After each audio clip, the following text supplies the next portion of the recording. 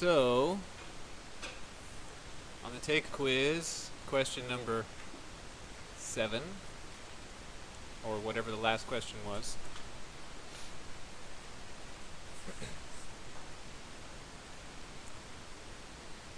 Okay, there was a question where I gave you a particular function. So this is take-home quiz number 4, question number, whatever the last one was, 7? Okay.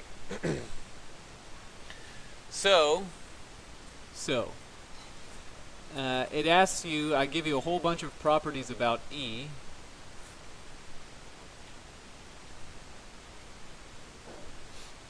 About this function E of x.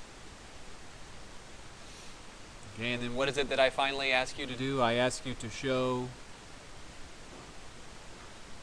that the derivative of e to the x is exactly equal to e to the e of x, like this. Okay, so I gave you several properties about it, and I want you to show this. Okay. So, in order to proceed, what I would recommend is computing the difference quotient. So what is the difference quotient? Have I used that word, that phrase a lot? Maybe not too much yet. Okay, so what is the difference quotient of a function?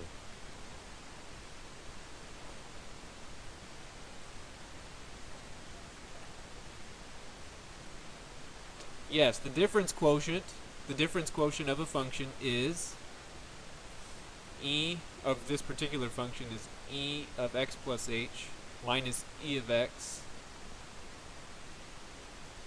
over h. Right, so then you've seen a difference quotient before. Where do difference quotients show up? The definition of derivative, right? Specifically, the definition of derivative is the limit of a difference quotient. Did I hit record? Yeah, I did. Okay. So the definition of derivative is the limit of a difference quotient. Okay. Well, that's good because we need to compute a derivative anyway. Right. So then now on this, you can use one of the properties I gave you of e of x. Right. So what property can you use? Right. E. What does E do with a sum? It turns it into a product, right? So e to the x, e of x plus h is what? E of x multiplied by e of h, and then minus e of x over h. Okay, and that's as much as you're going to get out of me. Do you see anything common in the numerator? Yeah, right? You could factor out e to the e of x. Okay, then you'd be able to proceed from there with using more properties. So then here I used from this to this, I used one of the properties of e that I gave you. Right? By the time your solution to this question is over, you will have had to use all of them. None of them will be left out. So I gave you what, like 3 properties? So I said e evaluated at 0 is 1. I said the derivative of e evaluated at 0 is 1. And I said that e of a plus b is e of a multiplied by e of b. Do we need anything else? No, that's it, right? Those are all the ones I gave you. So I used one of them. Right, this one. You have to make your way through the rest of the argument and use the other 2. So any other questions?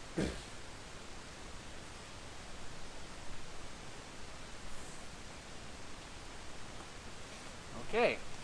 So then in that case, we are in section 3.1. Okay, so section 3.1, it starts a new chapter. The chapter is called Applications. So then what we're going to be doing, applications of derivatives, that is. So then, for the next many lectures, we're going to go over many different applications of derivatives. Okay, so this is section 3.1. It is called Extrema.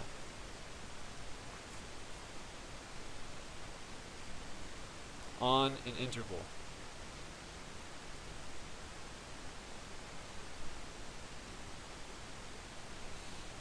Okay, so then I can summarize everything we're going to say today with a picture, so I'm going to do that.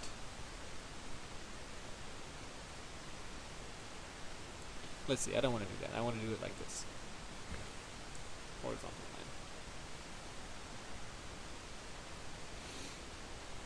line. Okay, so then here, some line. And here another line. Okay, so then these occur at x is A and x is B.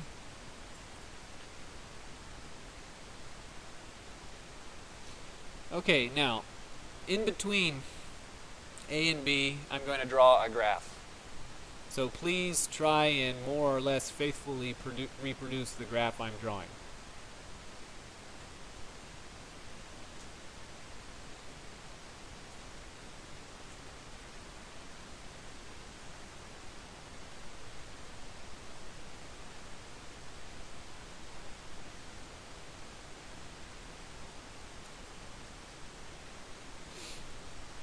Okay.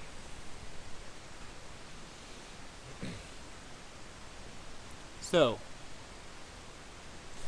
I have a question for you. As soon as you finish tracing or drawing it or whatever.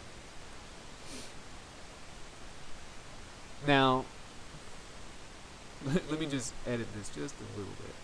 I want it to look like that. So it's smooth. Oh, you know, this is so hard to do with this thing. Okay. So then, do you see on this graph the highest point on the graph? What is the highest possible point on this piece of graph? Right, it's right here. Right, this is the highest point. Okay, so then the name of this point is called the absolute max. That's the absolute max.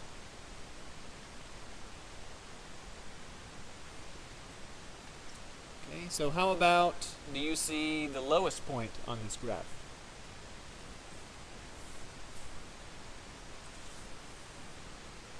So where is it? Yeah, it's in the first valley there. Right? The first valley, so I'd say, you know, it's about right here ish. This lowest point on the graph, so if the highest point is called the absolute maximum, what do you suppose the lowest point is called? The absolute minimum.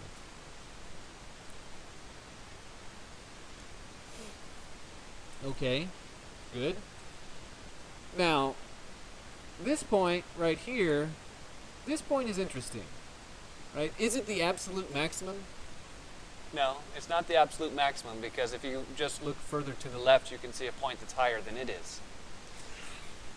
But if you just sort of, you know, squint your eyes and only look at that much of the graph, you just look at that much, can you see that if you're only looking at that much of the graph, that's the highest point right there, right? If you cut away everything else. So then that point is a type of maximum, but it's not an absolute maximum. So who's taken a calculus class before that knows the adjective? It's not absolute, it's relative, right? So this right here, this is a relative maximum.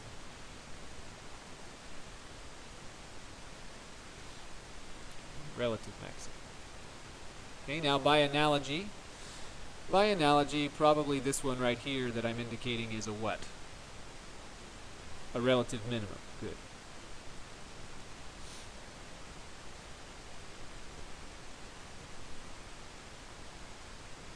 Okay, now, Are there any other relative minimas on this graph?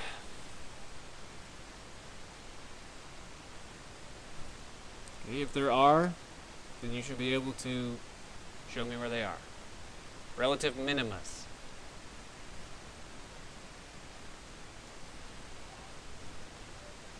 Right. The rightmost valley? Yeah, it's kind of not a very steep valley, but it's still a relative min. Can you see that there's a relative min right here? There's a relative min right there. That's another relative min.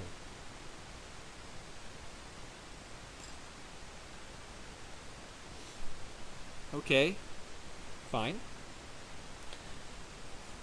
I showed you one relative max. Are there any other relative maxima?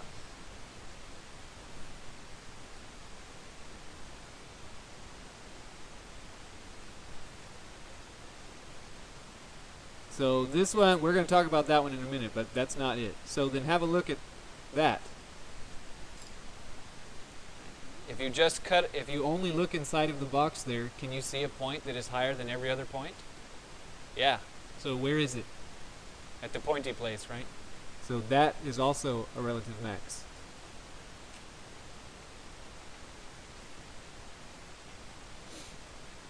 Okay. Good. So then now, let me ask about the last point that was mentioned. So, you know, we noted that this point over here, this is an absolute max at the left endpoint. How about the right endpoint? It's not an absolute anything, right? It's not an absolute max, because you can see other points on the graph that are higher. It's not an absolute min, because you can see other points on the graph that are lower. So if there's going to be anything at all, it's going to have to be a relative something. But there's nothing for it to be relative to on the right. Right? There's no graph on the right side. So this is not a relative anything. So what is this point? Nothing. Nothing at all. There's nothing in particular. Just like the majority of points on this graph. Most of these points are nothing special whatsoever, and so is this one. So this is a relative and an absolute nothing at all. Okay, so any questions about this picture? Okay, so there's one more picture we need to draw.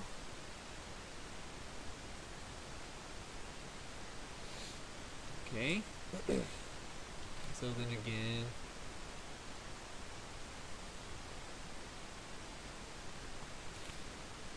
okay, so then again I'm going to draw a picture, and I want you to try and faithfully reproduce it as best you can.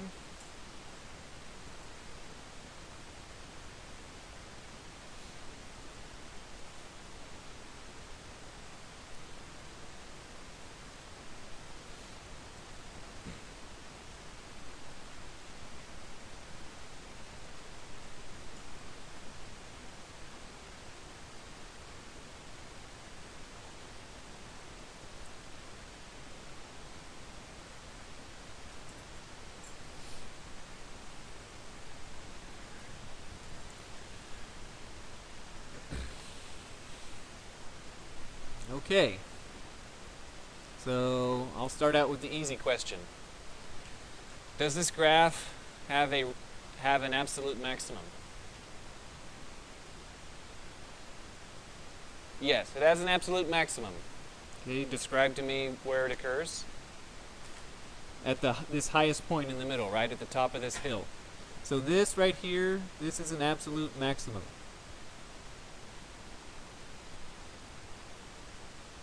Okay. So, what about, is it anything else? It's also a relative max. It's absolute and it is relative. Okay, so things can be both absolute and relative. So now have a look at the previous graph. Is there anything that is both absolute and relative?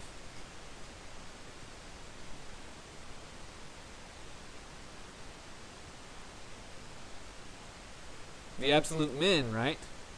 Look at this graph, the first one we drew. Can you the absolute max is up here on the left. Could it be a relative max? No, it has nothing to be relative to on the left. This is the absolute min. Could it be a relative min? Yes, and it is. So this one is absolute and relative. Okay, this is an absolute max and a relative max. Okay, now, have a look at the second graph. Is there a relative min? No, there's no relative min. Okay, is there an absolute min?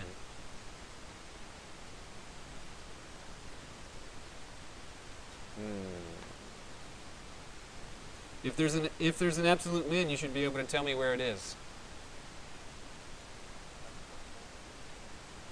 Okay, so then this point over here, this could not be an absolute min because I can see a point on the graph that's lower over here. So this point on the right is not an absolute min. It's also not a relative anything because it doesn't have anything on the right.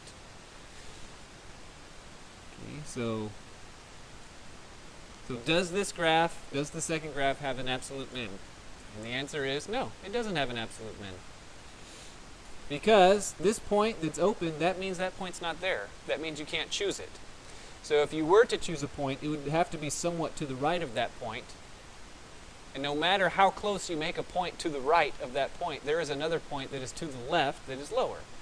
So there is no relative min and there is no absolute min on this graph. No relative min, no absolute min.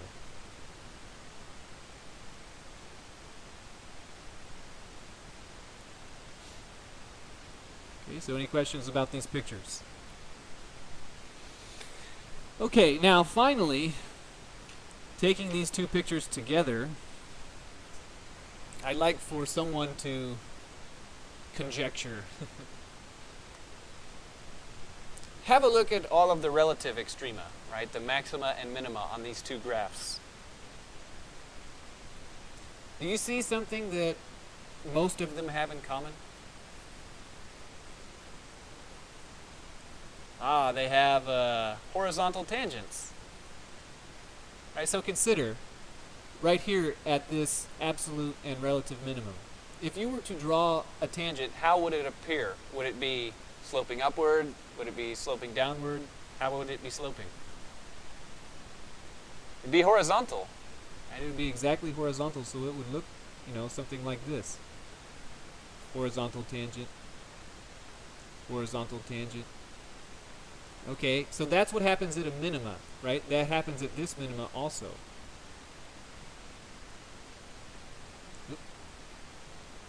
Right, so at relative minima, at these two relative minima, we had horizontal tangents. How about, and even this one, right? Because there's another one. So this one has a horizontal tangent. How about at relative maxima? How about this relative maxima? What kind of tangent do you have? Still horizontal, right? Okay, how about the relative maxima on the second graph? What kind of tangent do you have? Horizontal. Okay, so then now that's significant because that's a place we can find. So then specifically, if you have a line that's horizontal, what is its slope? 0. And what is the connection between graphs and the slopes of their tangent lines? The derivative. So, I could say, for example, there's a question on the take-home quiz that says find all of the horizontal tangents.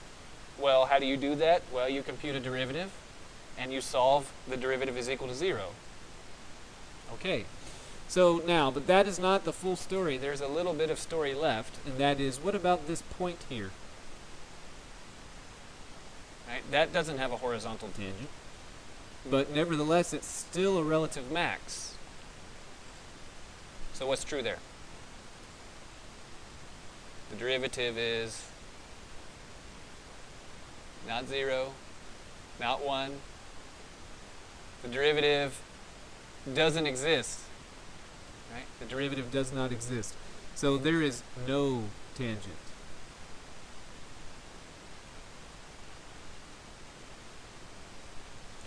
Okay, so then now, there's no tangent at that point because the graph isn't smooth there, it's pointy. Okay, so then that is a feature that you can talk about with human eyes. Okay, but as far as computation on paper is concerned, how do you tell if a function does or does not have a derivative at a point?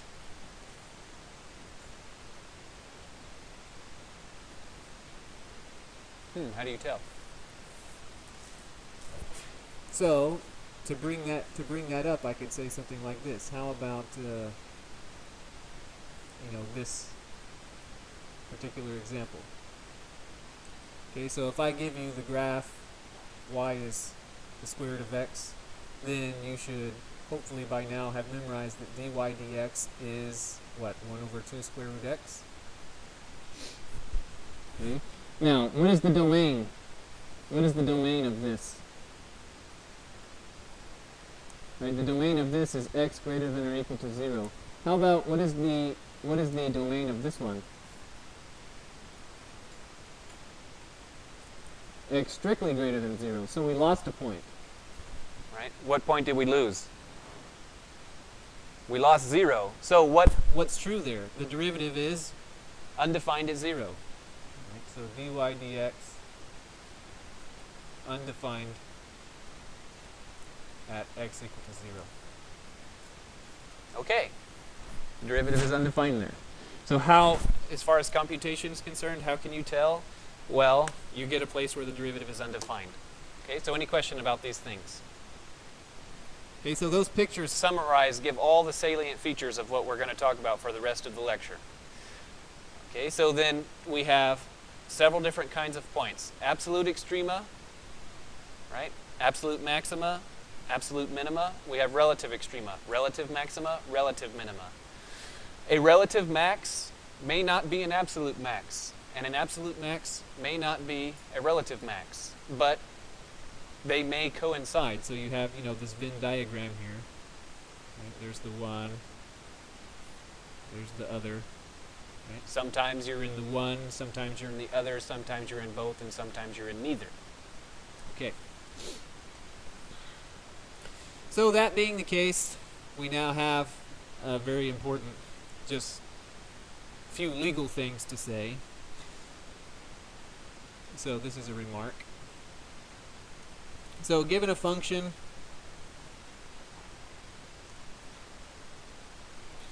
defined on an interval containing c, so we have a function that's defined on a particular interval, and that interval contains c. Okay, so then 1, the point c f of c is a relative min, is a minimum. We'll just say minimum. What does the book say? Okay, the book says minimum, so we'll follow the book. Is a minimum on I if f of c is less than or equal to f of x for all x in I. So that is to say that if you have a function defined on an interval and you find some point c such that the y value, f of c, is less than all other y values, less than or equal to all other y values, then that point is a relative min. Okay, wonderful. So then if that's the way a relative min, or a min is defined, then how do you suppose a max is defined?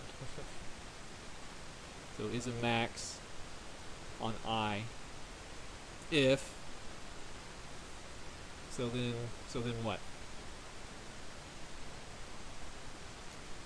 So I need to take this condition. I need to take this condition and modify it somehow to what?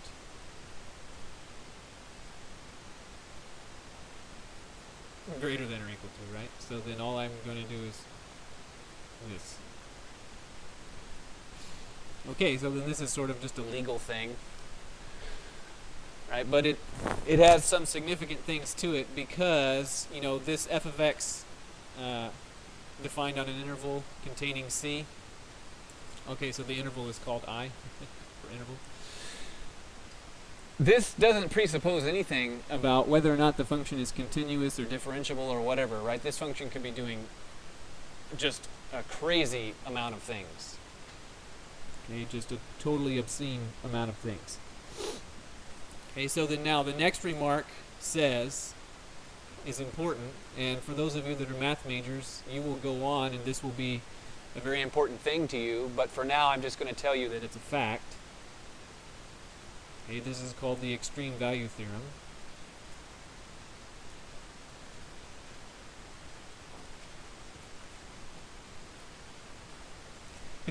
Which is, you know, that sounds like something you might buy at Walmart. Right? The extreme value theorem. Wonderful, right? You don't buy the mediocre value theorem. Okay. So the extreme value theorem is this.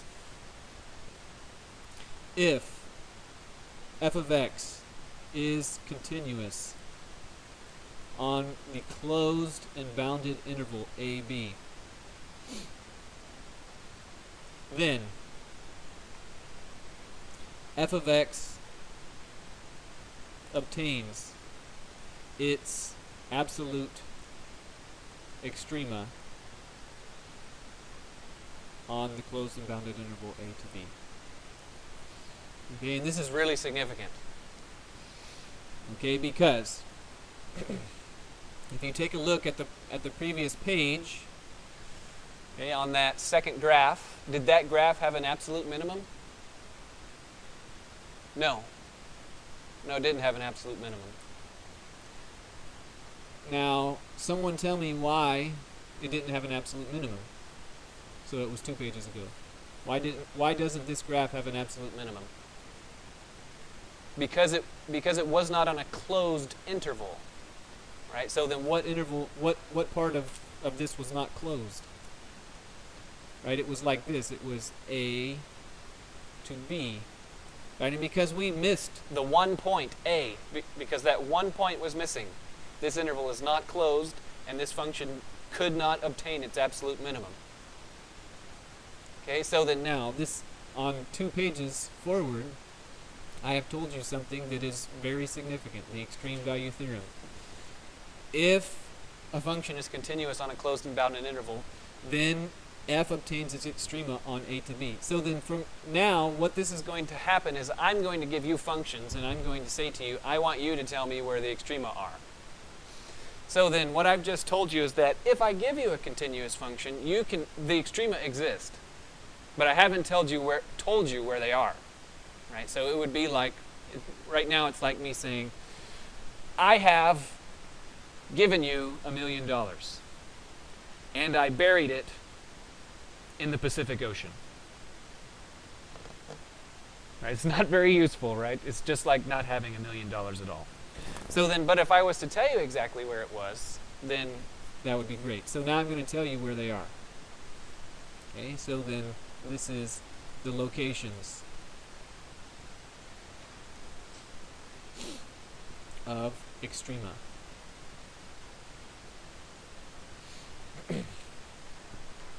Okay. Oh, I always do this. Okay, so then let's back. We gotta move this one down just slightly, just so we have a vocabulary word. Okay, so this vocabulary word is called critical number.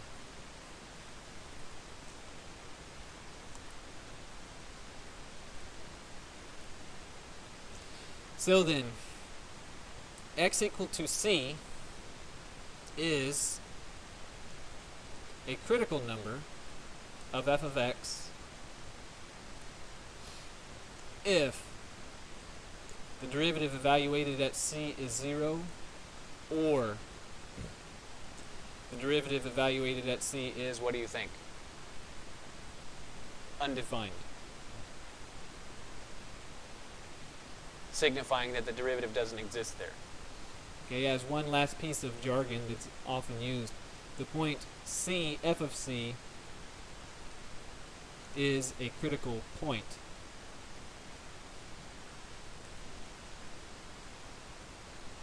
critical point if x equal to c is a critical number.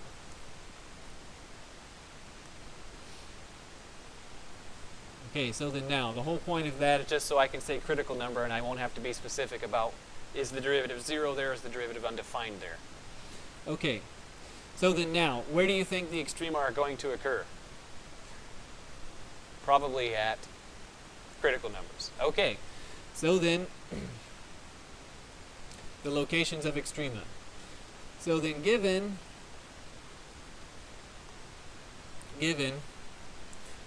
f of x on a closed and bounded interval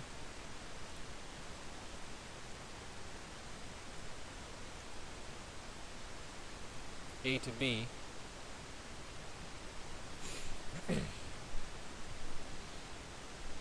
okay, all relative extrema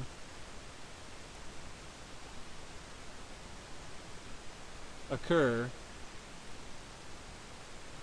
at critical numbers. So that's the first statement. And then two, the second statement is that all absolute extrema occur at relative extrema or at endpoints. Is there a question? What is what? RE? Bounded. Ah, yeah, bounded.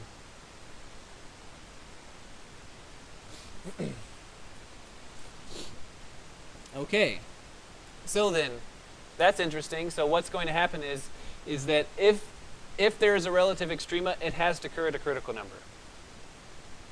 Okay, and furthermore, the absolute extrema are guaranteed to exist. So given f, which is continuous. So why are the absolute extrema guaranteed to exist? Because I gave you a continuous function on a closed and bounded interval. So then, the absolute extrema either occur at relative extrema or at the endpoints. That's the only place they can occur. Okay, so then now. What time is it? Okay, we're doing good. So then now, let's show that all relative maxima occur at critical numbers. Okay, so let's show that this is the case. So there are a couple options. So what kind of Place could a critical number be? So let's say that x equal to c, so c, f of c, is a relative max.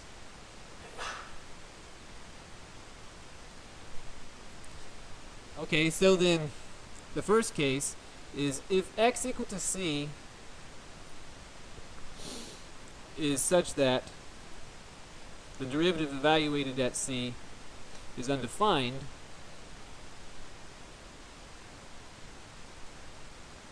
then x equal to c is a critical number. And there's nothing to show, right? So then what I want to show is that if I'm at a relative extrema, then I'm at a critical number. So if the derivative is undefined there, then there's nothing for me to say at all, and I don't have to carry this argument any further. So then I'll assume that it is defined. So if x equal to c is such that the derivative evaluated at c is defined, then f prime evaluated at c has to be a number, and in that case it either has to be positive or negative or 0, right? That's the only possibilities. so then here's the first case. If the derivative evaluated at c is 0, then x equal to c is a what? It's a critical number. And I don't have anything to show. Okay, so then now, what if we're in the case that the derivative evaluated at c is some positive value?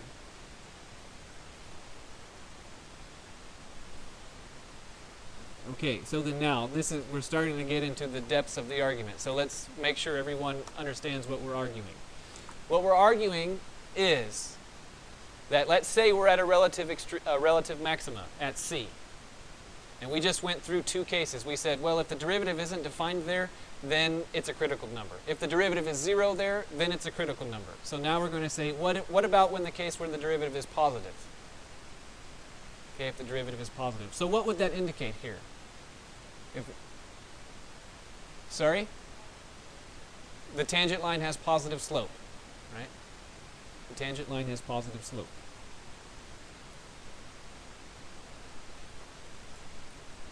So it has a positive tangent. Okay, so what that means is that I don't want red. So then there is an interval containing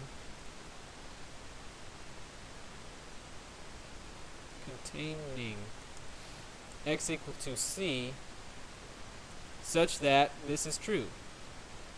F of x minus f of c over x minus c is positive. Okay, now let's try and understand why this has to be true.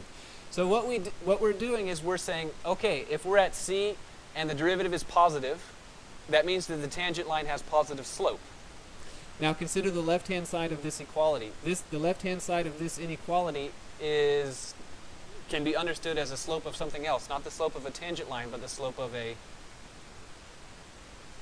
secant line, right? So then what this is saying is that if you have a positive tangent, then it must be true that everywhere around there you have positive secant lines, right? You can't have negative secant lines if you have a positive tangent line close by. Okay, you can always get close enough to to a place with positive tangency that all secant lines are also positive.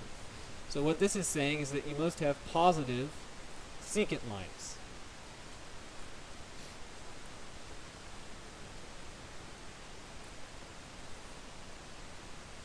Okay.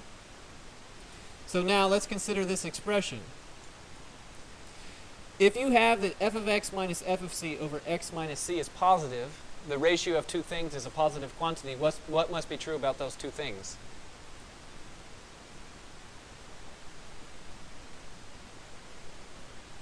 What must be true about them? So for example, 3 over 5, that's positive. What about negative 3 over negative 5? Also positive. So if we have a ratio of things as positive, what must be true about those things? They have to have the same sign, right? It couldn't be that one of them is positive and one of them is negative.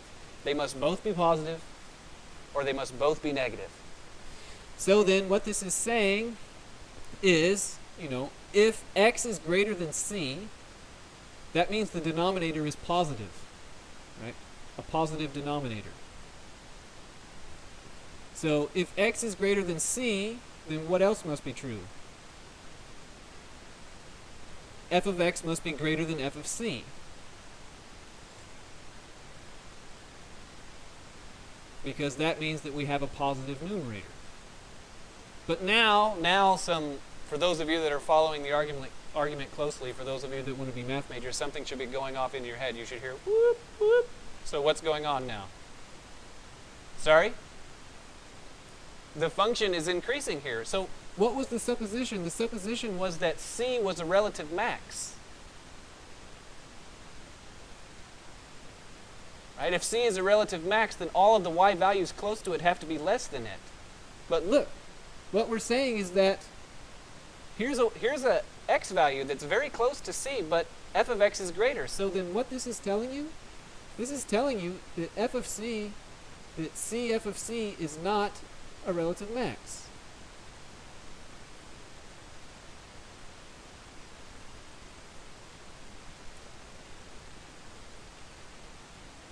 So then there's only one possible conclusion. The conclusion is that it is not possible for the derivative to be positive. Because if the derivative is positive, then that place is not a relative max. Okay, so then this is telling us that the derivative being positive or at c is impossible. So it's not possible For the derivative to be positive. Now I take the exact same argument and I say, well, I already took the condition when the derivative was undefined, and then it's a critical number. I took the condition when the derivative is 0, then it's a critical number. I tried it when it was positive. I found that that is impossible. And now the last condition I can say, I'll try it when the derivative is negative, and then I will also conclude that is impossible. So then there's only two possibilities, that the derivative is undefined or 0. Okay, so then I'll write that down. So then similarly, the derivative at c being negative is impossible. So then the final conclusion is that a relative max at x equal to c implies that x equal to c is a critical number. Okay, so then Now, the last thing I want to say is there's something about implication here. So then if you are at a relative, and this is also true for a relative min. Okay, so then finally, any kind of relative extrema. So if there's a relative extrema at x equal to c, then x equal to c is a critical number.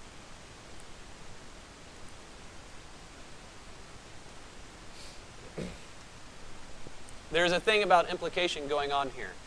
If you are at a relative extrema, it is guaranteed that you are at a critical number. It's guaranteed. What if you're at a critical number?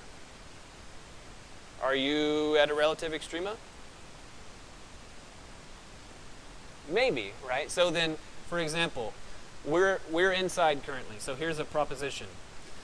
It is a fact that if it is nighttime, you cannot see the sun, right? That is the definition. Nighttime is when the earth has rotated such that you do not have line of sight to the sun.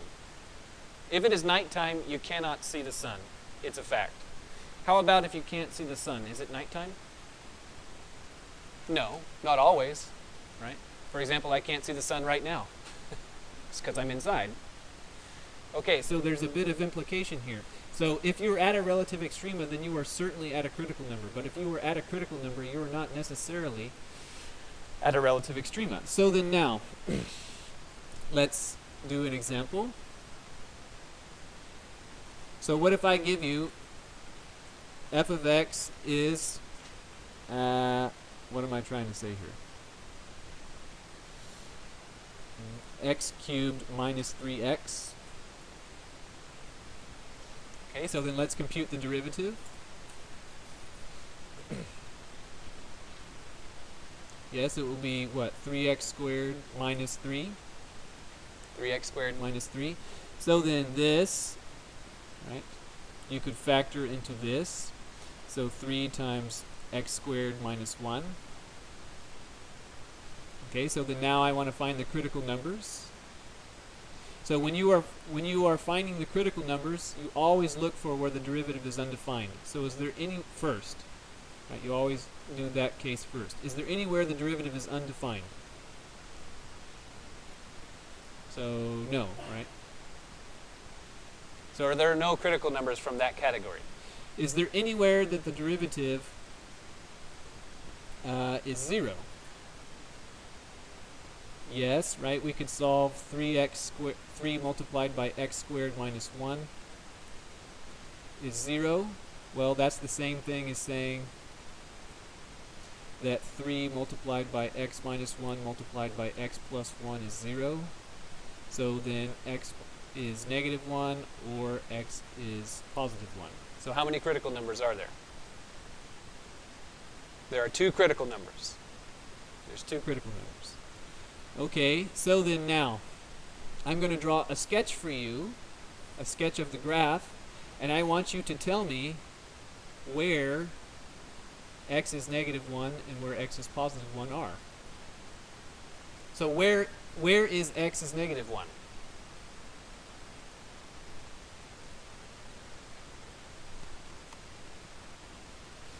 Where will it be? So what is happening at X is where x is 1. X is 1 is where the derivative is 0. Okay? That's an algebraic statement. Now geometrically the derivative is associated to what? The tangent. So is there anywhere that you can see that the slope of the tangent is 0 to this graph? A pair of places, right? And there's also a pair of critical numbers? So then, where does this critical number x is 1 go? Right here, at the bottom. Right, that's x's. This is the location. X is 1. Okay, how about... Where do you think x is negative 1 goes? The top, right? Right there.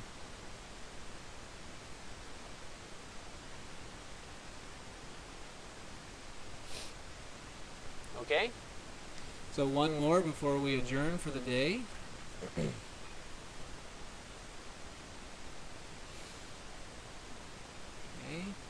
So here's another example. So then the Previous example was a cubic. right, that's the name for that kind of function. Okay, so then now here's another cubic. So how about we'll do 2 quick ones. F of x is x cubed, and f of x is x cubed plus x. Okay, so then what is the derivative of this one? Of the first f? 3x squared.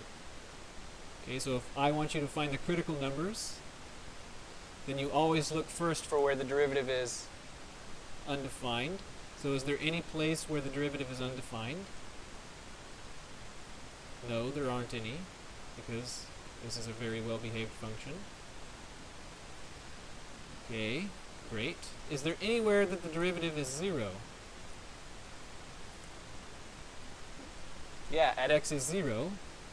Is there any other place? No, just one place. So then now I'm going to attempt to draw a sketch of this graph.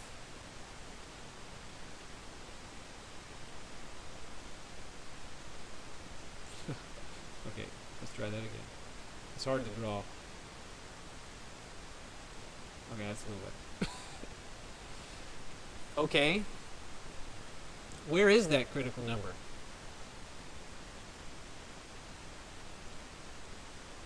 It's right in the middle. Right, it's right in the middle. It's right there. The tangent becomes horizontal for just one instant. But now, I have a question for you. That is a critical number. That is a fact. Is that a relative extrema? No, right? No, it's not a relative extrema. It's not a relative max because there's stuff greater to it on the right. It's not a relative min because there's stuff less than it on the left. So it is not a relative anything. Okay, now the last thing is to have a look at this one. Here the derivative is 3x squared plus 1. Okay, so is there anywhere the derivative is undefined? So is there anywhere that derivative is undefined? Okay, none. Right, there's no place where it's undefined. How about, is there any place where the derivative is equal to 0? No, there's nowhere it's equal to 0 because, right, 3x squared plus 1 equal to 0. If you were to continue to attempt to carry this out, you would eventually come to x squared is negative 1/3. Are there any solutions to this equation? No, there aren't any. Okay, so there's no No critical numbers from The undefined category, no critical numbers from the 0 category. So altogether, how many critical numbers are there of this function? 0. It doesn't have any critical numbers? So now here is what that graph looks like as a sketch.